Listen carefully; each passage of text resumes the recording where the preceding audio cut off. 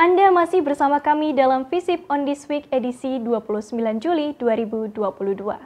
Istilah pamong praja atau papa momong mama kerja cukup familiar di sebagian besar kalangan masyarakat. Konsep pembagian peran antara laki-laki dan perempuan telah dikonstruksi secara sosial dan kultural dalam proses sosialisasi masyarakat. Namun, dalam perkembangannya, konstruksi gender ini mengalami banyak perubahan. Seperti halnya fenomena pamong praja yang terjadi di daerah Purbalingga, Jawa Tengah. Lalu, bagaimana dampak dan titik temu dari fenomena ini?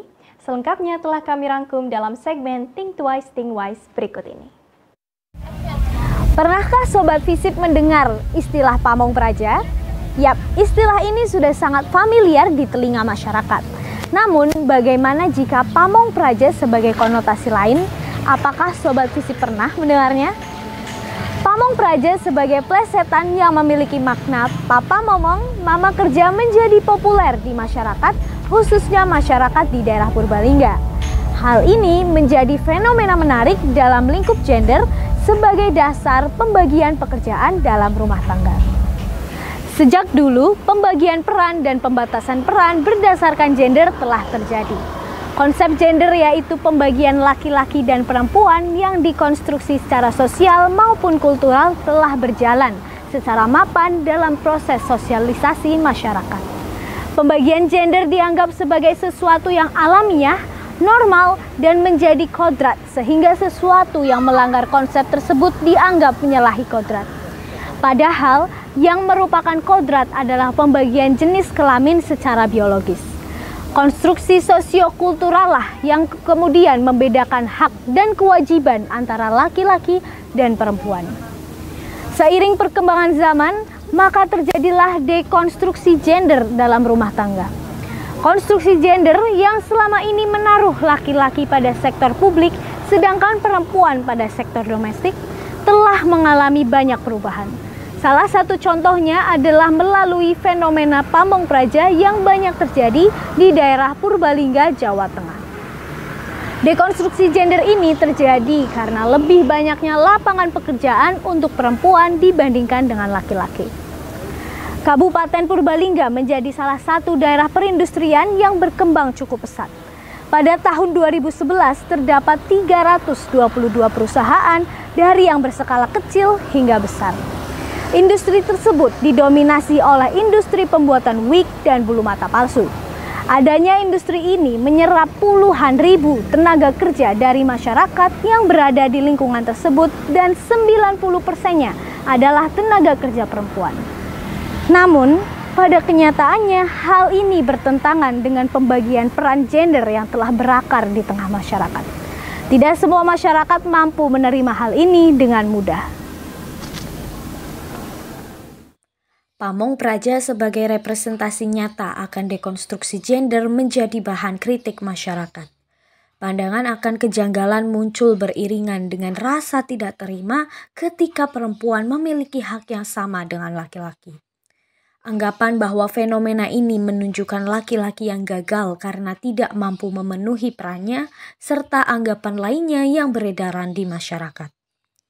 Pandangan-pandangan negatif akan fenomena pamong praja ini tentu memberatkan dan berdampak buruk, terutama bagi mereka yang memang memutuskan untuk menerapkan pamong praja dalam kehidupan mereka karena pertimbangan satu dan lain hal. Berdasarkan data dari Badan Pusat Statistik, presentasi tenaga kerja formal selama 3 tahun terakhir didominasi oleh laki-laki. Pada tahun 2021, tenaga kerja laki-laki berjumlah 43,39%, sedangkan perempuan berjumlah 36,20%. Di samping persoalan terbatasnya ruang gerak perempuan, berdasarkan data dari WHO, 75% kasus bunuh diri di dunia dilakukan oleh laki-laki. Hal ini disebabkan karena ketidakmampuan mereka menjalani peran sosial sebagai laki-laki yang dibebankan oleh masyarakat. Bukankah tidak ada salahnya jika kita bertukar peran atau menyisakan ruang bagi setiap individu untuk sama-sama menikmati dunia publik juga dunia domestik? tidak hanya menuntut laki-laki untuk menjadi tulang punggung keluarga, juga tidak hanya memberi tanggung jawab domestik pada perempuan. Dekonstruksi gender seperti halnya fenomena pamong praja menjadi suatu konsep untuk menjawab segala keterbatasan penafsiran ataupun bentuk kesimpulan yang baku. Pandangan tentang konsep maskulin dan feminin, pandangan tentang laki-laki di ranah publik dan perempuan di ranah domestik, pandangan tentang laki-laki kuat dan perempuan lemah yang kemudian dikuatkan dengan adanya patriarki dibongkar melalui adanya dekonstruksi. Ya jangan terlalu memforsirkan tenaga laki-laki lah ya gitu ya. Kita kalau bisa apa aja, kalau kita dilakuin mau apa aja perempuan pasti bisa. Kalau umpamanya menurut saya sebagai ibu rumah tangga tuh nggak harus di dapur terus tuh nggak kayak gitu loh.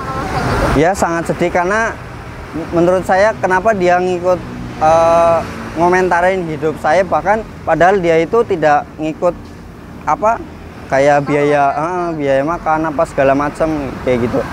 Tapi itu emang udah jadi tradisinya Indonesia mungkin ya. Iya.